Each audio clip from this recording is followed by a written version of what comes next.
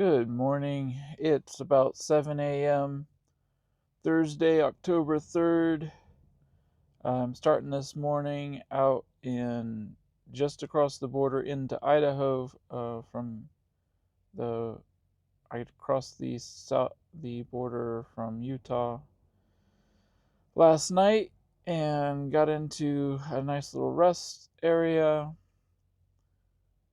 I can see the sky looks nice right now, and here's a view out the front windshield.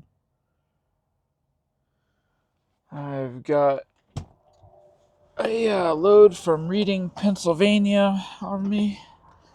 This is one of the uh, most like a drop and hook ever that I've encountered in the flatbedding so far. I've done a similar load like this once before, picking these up at Reading, Pennsylvania, and we literally drop the trailer. Yeah, it's a literal drop and hook. They don't even want us to do anything. They already have it rigged up with securement, and they don't want any tarps on it.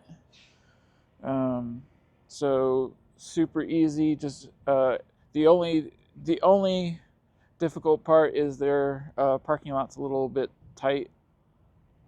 Finding a place to drop the trailer, and then actually had a little bit. This one was like scooted into like this tiny little corner, and it was a little hard to pull, a little bit sketchy pulling it out, but I got it. um, I'm doing okay. I did have a day yesterday. Was a little concerned about the wind on my route. I had to make some decisions about that. When I got up, I checked some different weather apps. Windy. Um, Trying to decide if it was safe for me to continue through Wyoming. There was, I think it was forecasted as 20 mile an hour sustained and 40 mile an hour gusts. They were from the west, I believe, mostly.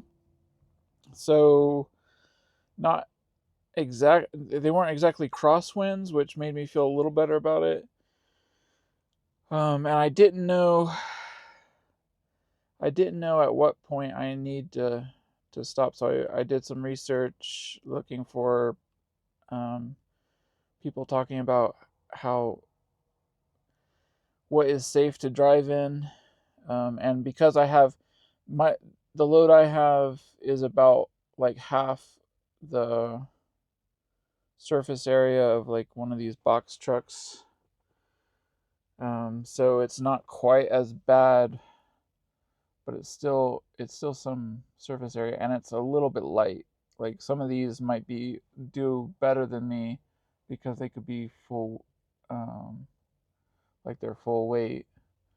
But I'm pretty light. I didn't actually scale because it's so light that like I have a little gauge here that kind of gives me an idea of what's on the trailer, and if it's under, like if it's over 50, I'm close to being overweight. um but it's not even half of that, so didn't even feel like it was necessary to get a scale ticket. And you can just feel it on the truck. It's just super light. But here's more people getting up and getting started this morning. Um, I guess one other thing I wanted to mention is I did my first hole in one angle, like a is like a 45-degree back. It was like an angled back in a truck stop for my 30-minute break yesterday.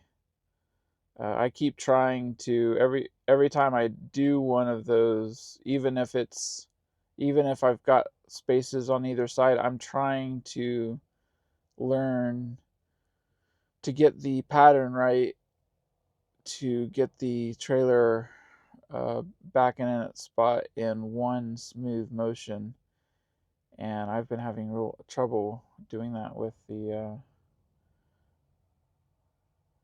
flatbed trailer. Is a little bit more tough than the box vans. I did a 4 months with Schneider, and I think I had a few of them.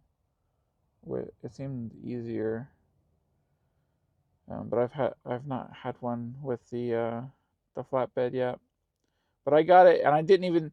I've been trying to figure out what kind of formula to use, like where to like know where exactly to set up and where exactly to do my turns, and try to like use markers and stuff, and that never seems to work. There's like every space is just enough different that it just doesn't seem to help that much.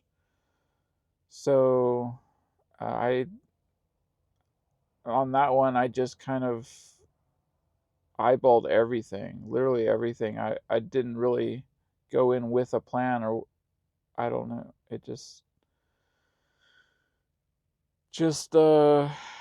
did what seemed like I should do, and it all worked out and came together. And so I probably couldn't do it again. Um, it's unlikely. It's unlikely that I'd do it again if I tried. But I'm getting closer. I'm getting better to being able. Maybe, I mean, obviously, it won't be a consistent thing going forward for a while, but at least it's show a sign of improvement, I think. And I can keep improving. That's that's how things go. So I'm gonna get on the road, go make my delivery, and see where I go to next.